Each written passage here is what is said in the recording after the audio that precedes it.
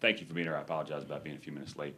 We had a caucus meeting this morning, and whenever we're not together for a whole week, guys get a lot of things to talk about. So we're running a few minutes behind. I want to start this morning. I've had the opportunity over the last month, really, since late December, to have now 7 town hall meetings, and tomorrow I'll have an 8th town hall meeting in my district.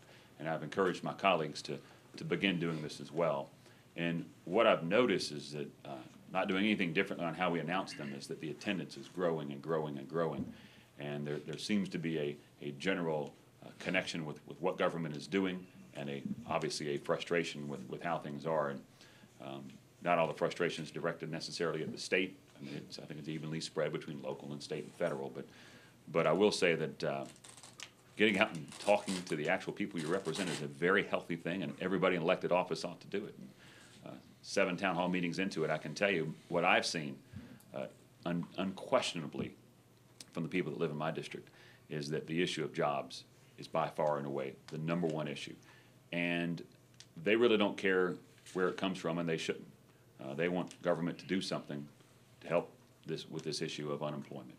And so to say that this is our #1 issue, of course, is to repeat myself, but clearly what we work on this year has got to be focused on the idea of growing Georgia's economy, not just from a job standpoint, which helps everybody today, but really from a revenue standpoint. As we grapple with the budget, we're not going to solve the budget problems until the economy starts growing again. So I just encourage all of my fellow lawmakers, whether they're here in Washington, D.C. or at the local level, got to focus on jobs.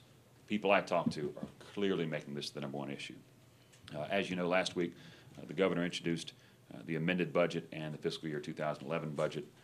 The hearings were last week, and of course there were some people that expressed their concerns over where this is going. But I would just repeat, we in the legislature can only do what's given to us, what's handed to us, and that, of course, is a much smaller pie than what was handed to us in years past. And we're going to have to deal with that. We can't print money. We can't spend more than what we have.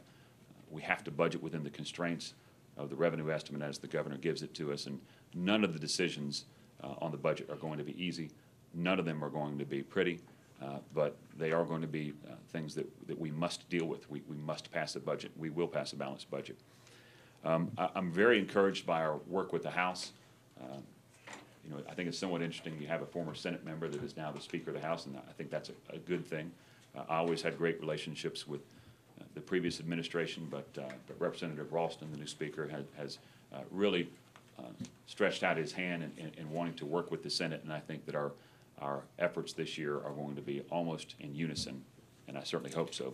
But so far we have had a great working relationship with the House. They're still trying to get their feet under them, and they're dealing with office assignments and things that we don't have to deal with, so we're a little ahead of the game. But we're going to continue our weekly meetings with House and Senate leadership, and that's a very good thing.